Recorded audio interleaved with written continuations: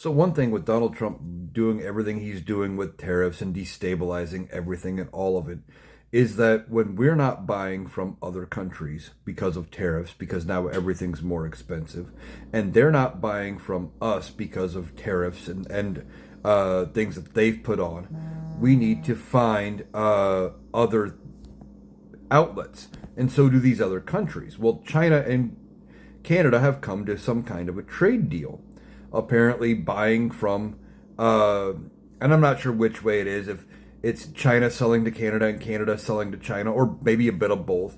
I'm not 100% familiar with that deal. But see, now Donald Trump is pissy. He's mad that China and Canada have come to some kind of a deal when we don't have deals with either one, despite the fact that there was the US Mexico Canada agreement that had already been in place that Donald Trump signed during his first term when he just had to replace NAFTA, the North American Free Trade Agreement that had been in place since the Clinton administration. He just had to get rid of it, replaced it with basically the same thing with a new name that he signed, and now is saying it is the worst deal we've ever had. So he's mad that they've come to some kind of a deal. So his answer, that he's going to put a 100% tariff onto Canadian products coming in. Well, we're already buying less from Canada because of the tariffs, and it's hurting the economy here. We're just not buying those things. So his answer, because these other countries are finding ways around the United States, is to punish us even more. Now, he thinks he's doing something because, as I've talked about before, he genuinely believes that when he puts a tariff on, say, China or Canada or Mexico or whoever, that the money goes from their treasury to the United States treasury.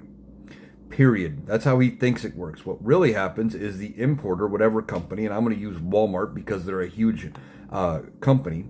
If Walmart brings in an item from Canada, for example, now it's going to cost double. If it was $10 with no tariffs, when it hits the border, it's going to cost $10, and then they're going to pay $10 in tariffs to the government. So now it costs $20. And then when it hits the store shelves, instead of being, say, $12 for us to buy, it's going to be $22 to $24 or more. Simple fact is we ultimately pay it. So Donald Trump's answer to other countries getting trade deals is to ratchet up more tariffs on them. And this is all happening while we are waiting for the Supreme Court to come out with their ruling on whether or not Donald Trump's tariffs are even legal. And I don't even think this Supreme Court would be willing to give Donald Trump that much power. I think those tariffs are going to be ruled unconstitutional.